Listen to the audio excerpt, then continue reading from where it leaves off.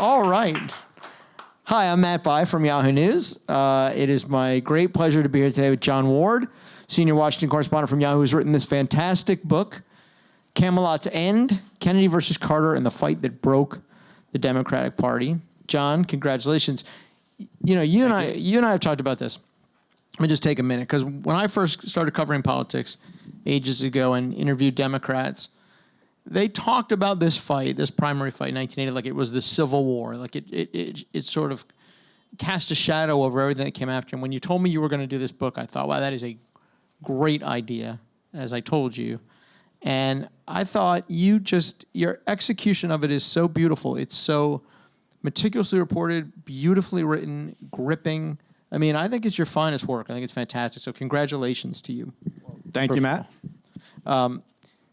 Now, for people who haven't, because a lot of people won't remember, because, you know, they don't remember last year, quite honestly. I don't remember yesterday. Right. So set the scene a little bit, because 1980 is like a crazy year, right? I mean, it's like people forget. Afghanistan's been invaded, and Iran has the hostages, Skylab's falling from the sky. People are rioting over disco.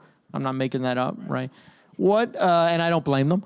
What, you know, tell us just quickly where we are in American politics and what this is about. What is the story here? Where do we meet these two guys? Yeah, there's a great book on the 1970s. David Frum wrote it, oddly enough, called The 1970s. And when I started working on this, I'll never forget, I went to talk to Anita Dunn, who worked for Obama in the White House, was an advisor. And this is 5-6 years ago.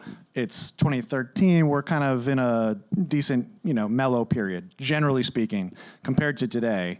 And she's talking about the late 70s, energy crises, inflation. You had the assassinations in the late 60s of MLK and Bobby. All that is sort of still in the air.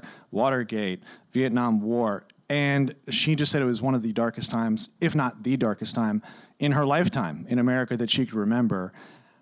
Fast forward a couple years, as I'm kind of getting close to finishing the book, American politics and culture and the mood is starting to get to the same place, which was fascinating to watch. And I think we're actually a little bit darker now. Yeah, and again, just run through like. And I want to talk about that because I think there are echoes, obviously, of that moment to this one. Really powerful echoes. It's great for your book, by the way, because I who could have known, right? But again, just like Jimmy Carter's president, right? As we come to this, approval ratings, first-term president whose approval ratings are abysmal. What does Ted Kennedy represent in that moment for the Democratic Party, and what is the crux of the division that brings about a primary? Is it ideological? Is it personality? Is it nostalgia? What is it in your view? The reason Ted got in is because I think he had to run in his life at some point. His brothers were these ghosts that sort of hovered over him. The Democratic Party wanted him to resurrect the magic of the Kennedy presidency, which had been extinguished a second time, really, when Bobby was assassinated. And so he had to run at some point. And so Jimmy Carter's poll numbers were so abysmal in late 1979 that I think the Kennedy campaign, the Kennedy world, basically thought this is the year to do it. It's a lock. There's no way he can lose. And so that's what kind of suckered Ted Kennedy into running. His own reasons that he gave were stylistic and ideological. He did want national health care, and Carter did put that on the back burner. But I think more than that, it was stylistic. He felt like Jimmy Carter was not providing the country with strong leadership. And that's a very sort of aesthetic, sort of judgment to make. But a lot of Democrats felt like Carter was adrift. When we say you say abysmal approval ratings, just to compare it to today, where was Carter at? In the low 20s, I believe. He was worse off than Nixon was during Watergate. Right, so he made President Trump look popular. And George W. Bush. And I think George W. Bush actually went below him. And it wasn't just the disco riots; it was everything else. But, no. You in the summer of '79, you had gas lines. This was sort of the really breaking point for Carter. There were people in Brooklyn that were stabbed and shot. Over disputes. I remember those over those gas lines. As a child, I remember the sort of panic people felt at not being able to get gas. It kind of seems silly actually right now, like, oh, you can't get gas, but it was emblematic of deeper anxieties that had been building for years and years. And So when you undertook this book, obviously, Senator Kennedy was already dead, right? He had been dead for 4 years at that point, and was kind of lionized. The afterglow of everybody after they pass, if they're a public figure, they get lionized, right? I mean, everybody talks, which I think is appropriate, but that was still in the air a couple years afterward. Yeah, and President Carter still very much with us and active, and still a big figure in his post-presidency. And you did interview him. Yes, in Atlanta. Tell me, I'm fascinated by this, and I think other people are too. In what way is he different from what you expected? Did he surprise you in any way? What's he like in his old age, and how willing is he to revisit such a dark time in his public life? I thought it was big of him to actually talk about this because it's not something that is a pleasant memory for him. The fact that he went through this bruising primary. He was humiliated, really, during this process. This photo on the cover of the book is probably the most humiliating moment of his entire political career, actually. And so I thought it was big of him to, and we can get into what was going on there, but it was big of him to do that. He didn't really surprise me in any big ways. When I walked into the room, he was kind of dramatically looking out the window and turned around to me to face me, which is like what you'd expect out of like Gordon Gekko or something. I kind of saw Bill Clinton do the same thing once. Yeah. And maybe that's a thing they give you, like a training they give you as an ex-president. Yeah. Yeah, but he was very alert. This was a couple years ago, but he's written 30 plus books since he left the presidency. Which is just one of many indicators of how driven and hardworking he is. And there's a couple moments in this that are sort of iconic, and you remind us of them so beautifully in the book. One of them is this tremendous, hard to believe story of the handshake that almost wasn't or barely was. Can you explain to people what that looks like? Yeah, the photo here is part of that scene, and this was the story that got me interested in writing this book in the first place. I was talking to a couple folks about it. They brought it up. I wasn't familiar with the story, and I just thought, that really happened? So it's the last night of the convention. Kennedy has already given his speech 2 nights earlier where he says the dream will never die, and he moves the convention to tears in many cases. They're all thinking about the ghosts of his brothers. And then this is the final night. Carter has just given his acceptance speech. He has actually stepped on his acceptance speech early on by trying to give tribute to Hubert Humphrey, the former senator. And instead of shouting out Hubert Humphrey's name, he shouts out Hubert Humphrey's middle name was Horatio. And he shouts out Hubert Horatio Hornblower. And everybody's like, what? So that's all you really need to know about that speech. It's just not a very well-received or successful speech. So the speech is over. They're waiting for Kennedy.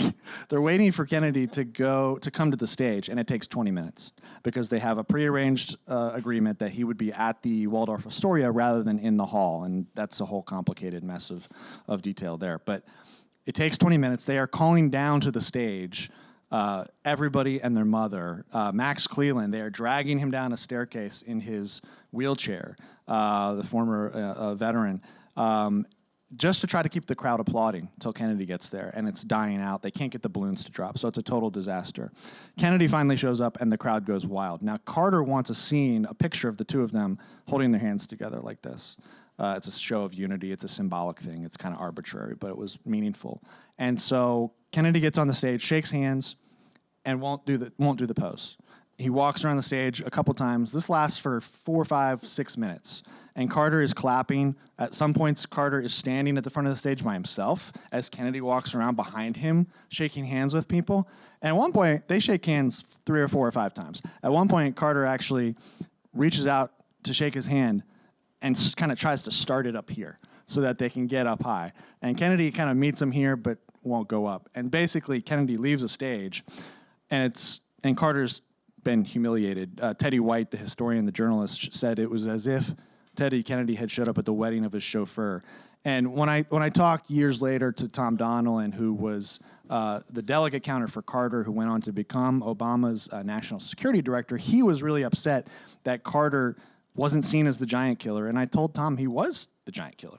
He did defeat Ted Kennedy, but he wasn't seen as such because in large part of that scene. But it's such a great illustration of that moment because this is right at the dawn, right? We're about to enter the Reagan era.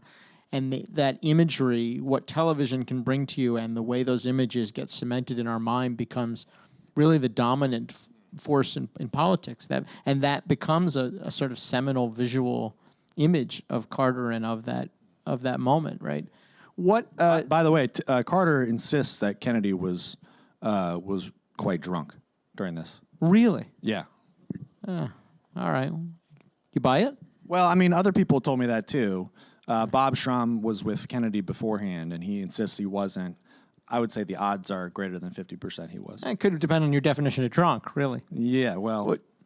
The other thing people remember, I think, is that interview with Roger Mudd, right? People, it's the shorthand is always, Ted Kennedy lost that campaign when he was asked, "Why are you running for president?" and he didn't have an answer.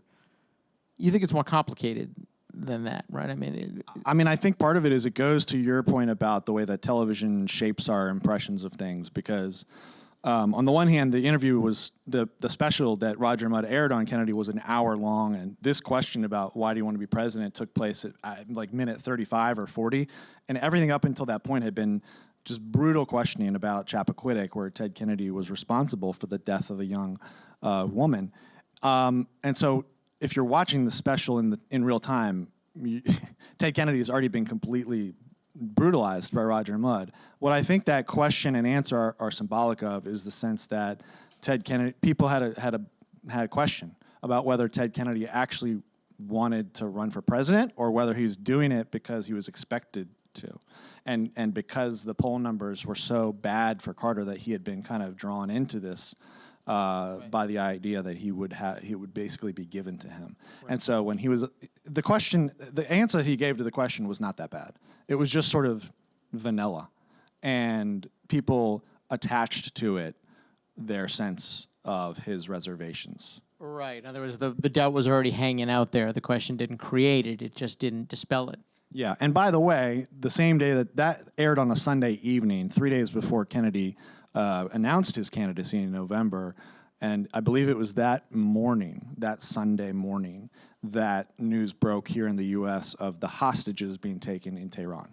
So the hostage crisis rallied voters to Carter, which is counterintuitive to how we remember history, because we all think of the hostages as hurting Carter, but it actually... Well, it helped him in the primary. It helped him in the primary, exactly, and then it hurt him in the general. Sure. And so most of the country kind of became focused on that. The political elites were thinking about that, but also saw the Mudd interview and just thought that introduced a great deal of doubt about Kennedy's fitness. And do you think it's always certainly presented this way when you talk to Democrats about it? Do you think that primary doomed the Carter presidency in terms of his reelection, or do you think that was a foregone conclusion? I think the hostages played a bigger role, just to be blunt. I mean, I want to answer there has been some people who have said, did it really break the Democratic Party? I think I'll go there right now. Like, I think people complain about the subtitle of the book and say, yeah, they said, well, they were already headed for obsolescence. But did you explain to them that it's a subtitle and that's what we do in subtitles? We overstate the case? Yeah.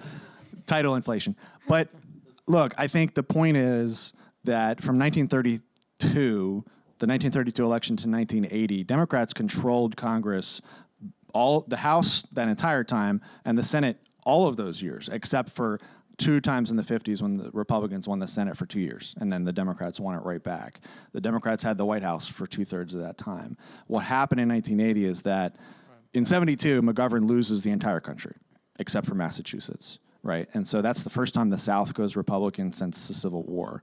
I mean, and before that probably. But the South had to be part of the Democrats' coalition. They had been the dominant party. It was a key part of their constituency. What happens in 1980 is that after Carter wins it in 76, the South back, the Republicans get it back. Right. And since then, Clinton got it back some, but since then the South has been basically more and more Republican into where you have it today. And so Francis Lee, a social or a political scientist at the University of Maryland, makes a great point that since 1980, no party has been as dominant as the Democrats were from 30 to 50. And before that, you had one party kind of dominant back and forth. And since 80, it's been sort of back and forth. And the partisanship is actually a result of that because both parties have a greater chance of being dominant and having the majority, and it reduces their incentives to work together. Right, and they're both parties are constantly claiming this massive realignment every time they win a big election. Yeah. But of course, the realignment lasts about 6 months because I would argue that era is just gone. We're not going that the era of long-term loyalties in anything is over, and politics is not exempt. I mean, you can walk up and down the street and change your cell phone 3 times. So it's people are not that identified with a label as they once were. What can you? Let's talk about today because I think it's remarkable the resonance this has. What do you extrapolate from it from where we are right now with President Trump? I think the thing that makes him more like Carter, right? I mean, you've had approval ratings similar for George W. Bush, certainly. It's not. It's in this day and age, probably those approval ratings his approval ratings aren't as shocking as they might have been at another time. But I think what makes it interesting is that like Carter, he had sort of swept in and hijacked the party, right? He'd sort of come in and taken over a party apparatus that was not necessarily predisposed to him in the same way that President Trump has. So do you think there are lessons to be learned from that moment for where we're headed in 2020? Well, I mean, as you say, Carter took over the party but was disdainful of the party establishment. They were able to sort of figure out before anybody else did the ways that the primaries had changed. And that's, probably will bore most people, but they exploited the system that had changed recently. Trump, took over the party more through just blunt force, social media, and celebrity. So that was a little different, but they both came in as outsiders, disdainful of the establishment. That is very similar. I always thought that was interesting, the parallel between the two. And I think when you look at whether or not Trump gets primaried, as Carter was, by somebody within his own party, we just don't know enough yet. I've actually been talking to Republicans in New Hampshire today just about where they feel like that is headed, and I'm getting a variety of responses. Some people think there's no way, which I think is way overstating it. Some people are more bullish on it, which I think is also overstating it. The smartest thing I've heard is that the door has cracked open a little bit recently, and I think that's exactly right, because I think because of the shutdown and the way that Trump has now been embarrassed to some extent in the eyes of his base, that opens the door, but it's got to be the right person, and is John Kasich that person? We don't know. Is Larry Hogan, the Maryland governor, that person? I don't know that that's the case. But right. And we've never had that kind of challenge from the center. Even Kennedy was coming from the left of his party. Right? Yeah. I mean, I think we have to just remember events largely will dictate whether or not this happens or not. External events, the hostage crisis, the energy shortage. These are the things that shape our politics in ways that we can't predict.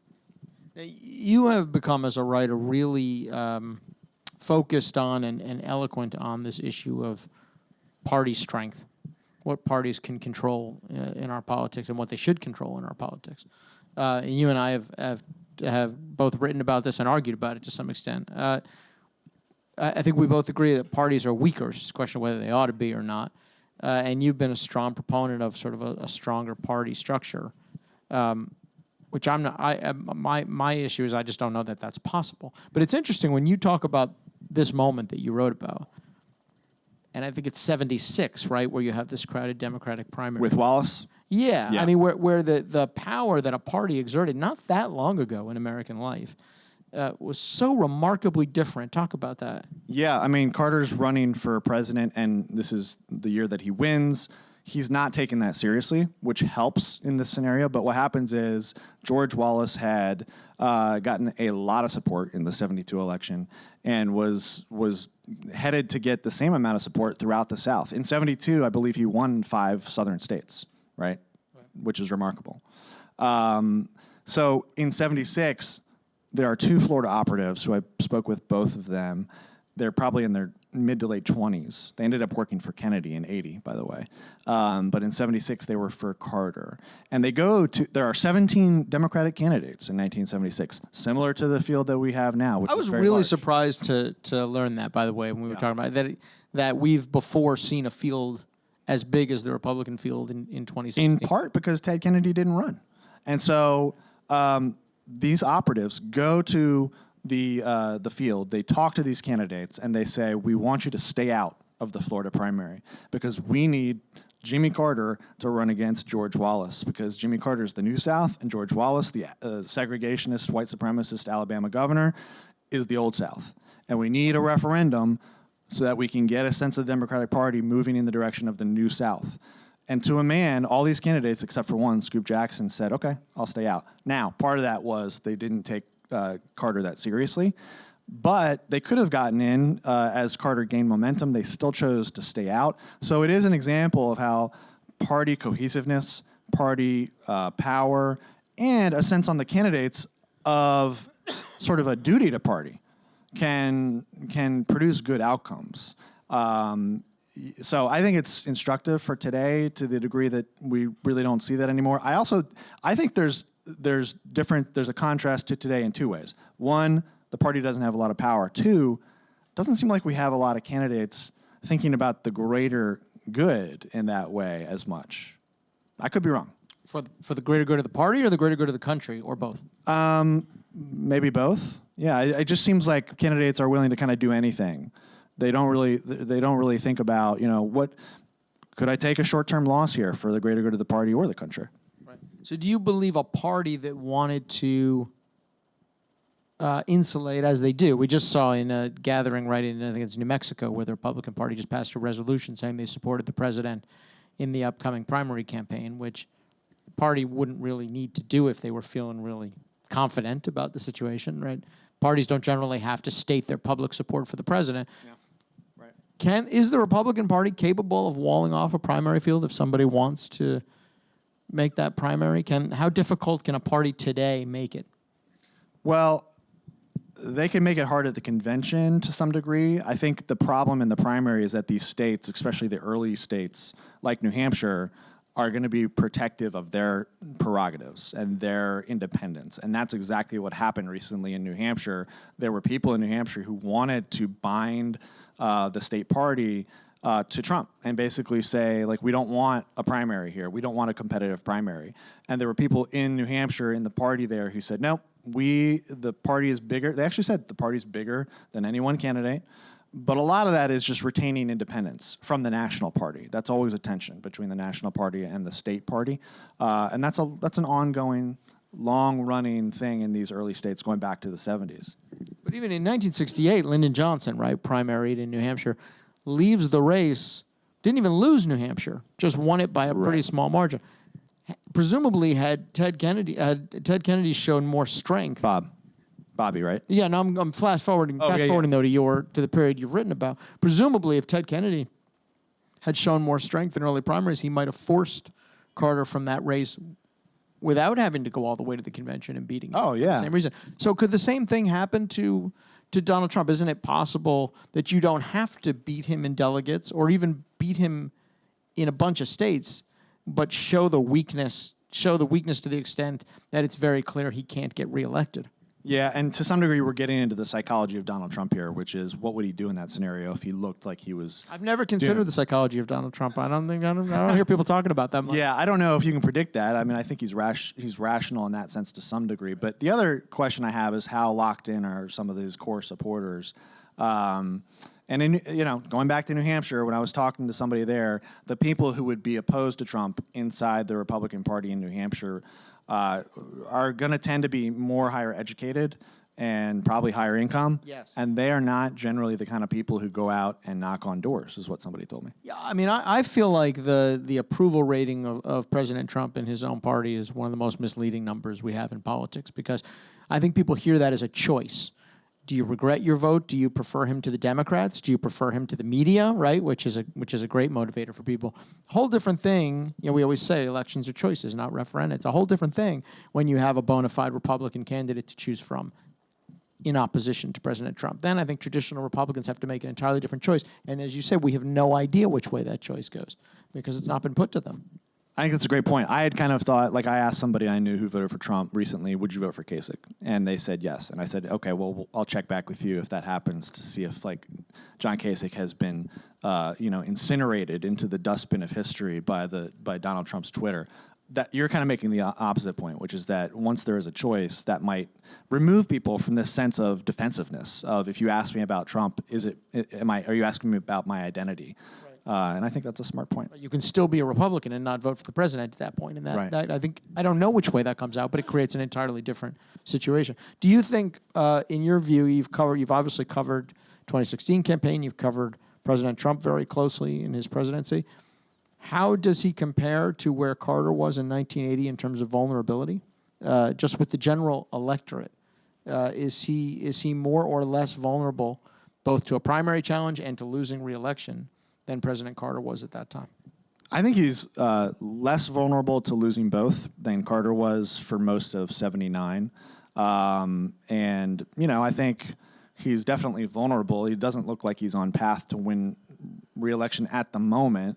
But I think his ability to rally his base, he has a weird genius for that. And so I think both in the primary and the general, especially when you throw in the possibility of Howard Schultz running or Mike Bloomberg running, I think it's just hard to predict. There was actually an independent candidate, now I think of it, in 1880, John Anderson, who did quite well. Yeah, who took votes from both, I believe. Because he was a Republican, but he was a liberal Republican, which once existed, like the dinosaurs. So there was, it was a very hard math to calibrate. Yeah, and I went back and calculated like who he took more votes from, and I believe it came out as pretty equal. Point is, I think I'm just sort of skeptical at this point of Trump's vulnerability. His supporters have stuck with him through so much. Talk about I think we've got some questions, and I want you to get them. But just in closing, talk about the legacy of these two men that you've spent a lot of time thinking about, because both of them had real impact and entirely other careers in public lives after the presidency and the presidential run. Who had more impact, and in what ways were they different, and how important were they at the end of the 20th century for the Democratic Party and for the country? Nobody's asked me that. I think it's a really good question. That's what I'm here for, John. Ask the things nobody's asked. A little interesting story. When I went to the Kennedy Institute when they dedicated it a couple years ago, it's right next to JFK Library. It's at Harbor Point in Boston. Bobby Kennedy's family is mad that Bobby doesn't have anything like this. Like, you got this huge library to JFK and a huge library to EMK, as Teddy's known. But when I went there was no mention in the historical section that Teddy Kennedy ever ran for president, which is a rather glaring oversight. It speaks to the fact that they don't really want to focus on this chapter of his history. I think that's a huge mistake. I think this... rather painful. Is that because he lost, or because he didn't acquit himself well? What is It's because he lost. Yes, I mean Kennedys don't lose, and so most people who run for president lose. Yeah, well, not the Kennedys, except for this time, and so I think it's just a huge mistake on their part, because he had to go through this process to become what he became, which is one of the most accomplished lawmakers in American history, arguably. And so when you ask this question of who had more impact, it's hard to answer because it's not apples to apples. Jimmy Carter has almost single-handedly, through his Carter Center, almost entirely eradicated the guinea worm disease in Africa, which is a really painful disease. He's done conflict mediation in numerous hotspots around the globe. He's done elections oversight and redefined what it means to be a former president in America, which is not a small thing. And the role of his faith in that is a huge part of that. So he's made a huge impact on the global scene. Ted Kennedy made a massive impact on American politics and legislation. And the other thing that's hard to compare here is that Kennedy was never a guy who was going to go for a Hail Mary piece of legislation. This is core to who he was. He was not a brilliant speaker. He was not a really quick mind. He was a hard worker, smart, but not brilliant. And so his key role was to get into the Senate, work hard, hire good staff, and just keep at it and work at being bipartisan and take what he could get and move the ball forward inch by inch. And that is how you get significant legislation done, as it turns out. In the end, he was a better politician than Carter. Yeah, I guess that's true. Yeah, definitely. I mean, Carter was a terrible politician, so that's not a high bar. Carter just didn't understand the human element of politics. He didn't understand that if you invite a member of Congress onto Air Force One, that's way more valuable than sitting in front of them and arguing why this is the right policy and why you should vote for me. He just didn't get that. He couldn't. But in some ways, this is a really great irony there, right? I'm sorry, I didn't mean to cut you off. In some ways, Carter is more of the true believer of the two of them, which was not the image of that campaign, right? That in some ways, Carter, through his life's work, has this tremendous self-certainty and faith and passion, whereas Kennedy shows himself to be more pliable in the pursuit of legislative goals. He was a true believer in some respects, but he never had a very clear sort of platform or ideological set of beliefs. When he ran in 76, the reporters on the ground with him constantly were talking about how he really was just asking voters to believe in him. And that worked because Nixon had just, happened to the country. So that they wanted a sort of messianic figure. And he was happy to play that role. Man of the people, honest, decent. Yeah, he would say, I farmer, want a government as good as its people. And it was actually demagoguery in its own way because he was just flattering people's egos. This is a terrific book, Camelot's End, and I don't say that about a ton of political books. I hope everybody goes and reads it. It's just really fun to read, in addition to shedding a lot of light on where we are in this moment and helping us to understand the politics we created in the country. I mean, I would read certain books, and I won't name them. I'm not trying to throw shade at anybody, but I would read certain pieces of history, and I would kind of feel like I was like getting snowed under with all the details. So I wanted to write something that actually had some narrative pace to it and was both, instructive and you learn something, but also like a good novel, like it would be an escape, which is what a good book should be. Well, you did it. You absolutely did it. It's beach reading, and yet it manages to be incredibly deep and informative and beautifully reported. So thank you for doing it, and thank you for the conversation. We've got Twitter questions, I think. And if anybody here in our live audience wants to ask questions, they can do that too. We gave them sedatives beforehand, so they can't really ask them. We have a Twitter question from at Rachel Molland. We should say what the Twitter question is, I guess, and it's right. Who asks it? And it's right here. John, what was the best part of researching for Camelot's End? I would say the best part of researching was the month I took off because it was December of 2016, and I didn't have to deal with reporting on the transition of Donald Trump into the presidency. I could just work on my book and listen to the Tony Kornheiser podcast. But I would say the other thing that I really enjoyed from this, I was, as I said, drawn to this project by the narrative, by the story about the scene on the stage.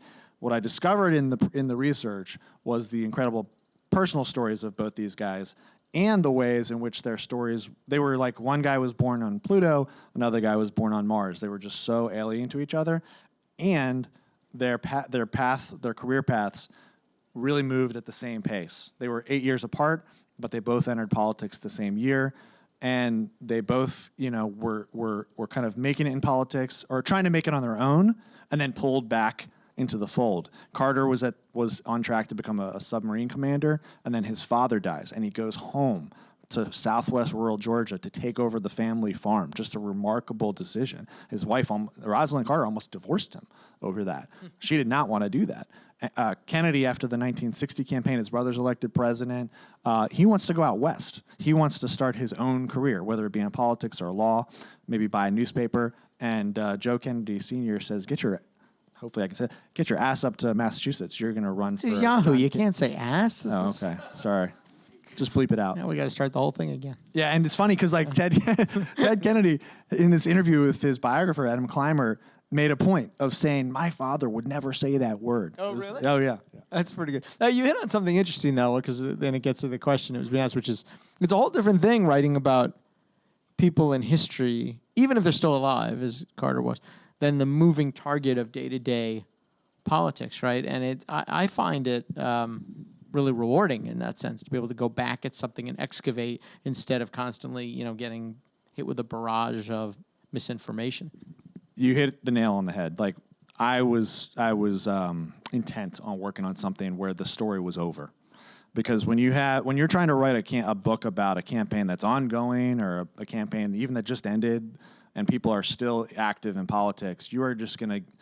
you don't, when you're writing a book, I mean, I don't have, personally, I'm sure other people can do it. I don't have time to like wade through all the spin. Like people are just going to be selling you all kinds of bills of goods. And it's going to be really hard with all the other stuff you have to do to write a book to actually get to the real story. And I think that's why a lot of books about modern politics don't sell well, because people know inherently, like, okay, this just came out. This is a book about what's happening right now, but it's part of the story. And I'm not saying this is the whole story, but we kind of know what happened. The documents are there. I was able to go to the Carter Center. And here's the other thing: the people who are involved have less incentive to lie to you. Right. Like they have more incentive to tell you the truth.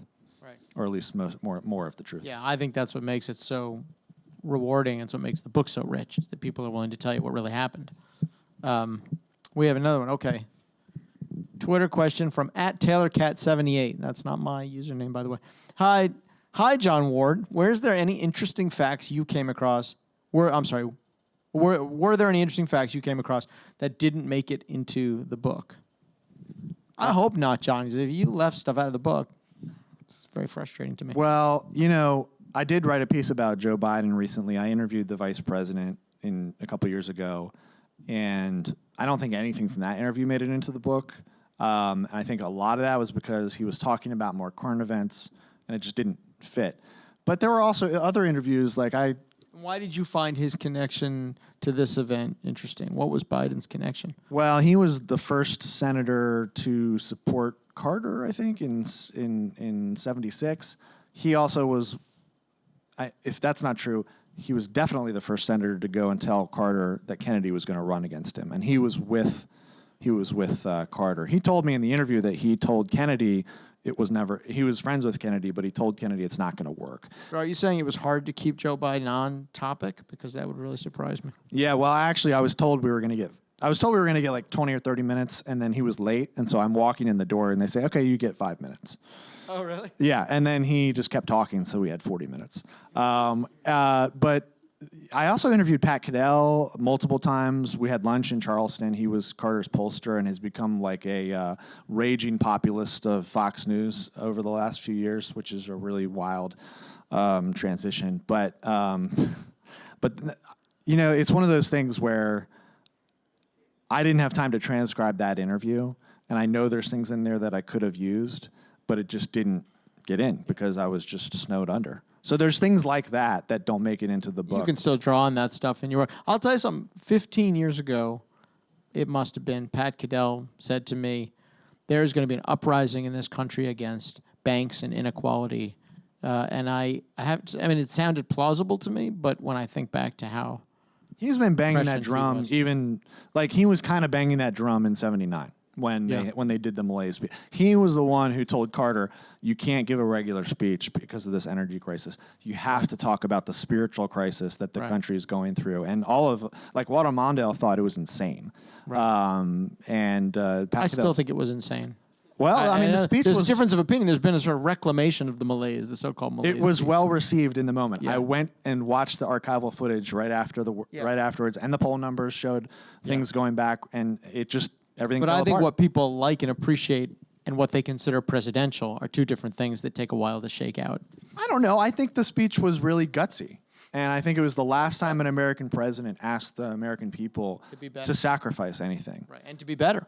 Yeah. Ever since then, you've had Republicans promising tax cuts and Democrats promising government spending, and not a whole lot of, hey, let's pitch in. I think someone should run under that banner. It's your fault. All right, we don't have more Twitter questions. I see somebody's waving their hand in there. I've seen him before, hanging around here. Could we have a mic for Dan? Dan Kleiman, the editor-in-chief of Yahoo News. He might he might be about to give John an assignment or fire him. I don't know. Actually, I was thinking that you're going to be covering the possibility of a Republican primary for the rest of this campaign. So I was thinking about that. But speaking of primaries, I'm thinking about, if Trump is primaried, let's say he's primaried by Kasich or by Larry Hogan or Mitt Romney or whomever, would there be a debate, which is something that Trump might want. He did well in the debates, winnowed the field with his unique debating skills. And I wanted you to talk about, as I recall, there was a debate between Carter and Kennedy. There was not because of the hostage crisis. That's right. There was a planned debate. That's right. The Kennedy forces wanted one. Right. Carter didn't want one for the longest time. So just talk a little bit about that dynamic. I had forgotten that it was in the last second it was canceled. Yeah, I mean, Carter used the same tactic against Kennedy that Gerald Ford had used against him in '76. Ford stayed at the White House and used the Rose Garden strategy. And Carter did the same thing. He basically, once the hostages were taken, he said, all right, I'm not campaigning because that puts me at the same level as Kennedy, and I want to keep him sort of out of the picture. I think in terms of debates in 2020, the RNC controls those. So that's one way the party can kind of block candidates. Yes. And the only way the RNC would agree to do a debate would be if a challenger won a primary and was it just became impossible to ignore if they were actually leading in the polls or close in the polls. I think anything short of a public outcry for people who are saying this has to happen, they would just sort of shove it aside. But couldn't a challenger theoretically decide to do a debate anyway and just show up and put a lot of pressure on President Trump to look fearful or show up? Yeah, maybe bring Clint Eastwood in an empty chair. No, I mean that would be like a Trump playbook. I would advise that, right? I mean, go have your debate anyway. I think you'd have to get CNN maybe. I don't know. I mean, who knows? Like we probably haven't scratched the surface of what sort of streaming videos capable of doing to the degree that Twitter has already disrupted politics. We would host that debate. Yes, we would. I feel comfortable saying. Are we good? Are we done? I heard a big bang here a minute ago, and I wasn't sure what was happening. Things are flying through the air, so maybe we should. There goes another one. Listen, this was really fun. You've done great, and people are going to love this book, and it's going to do great. Thank you all for coming here, being at the Build Studio here downtown Manhattan. Thank you all who followed on Twitter, who gave us questions. We appreciate it, and we enjoyed having you.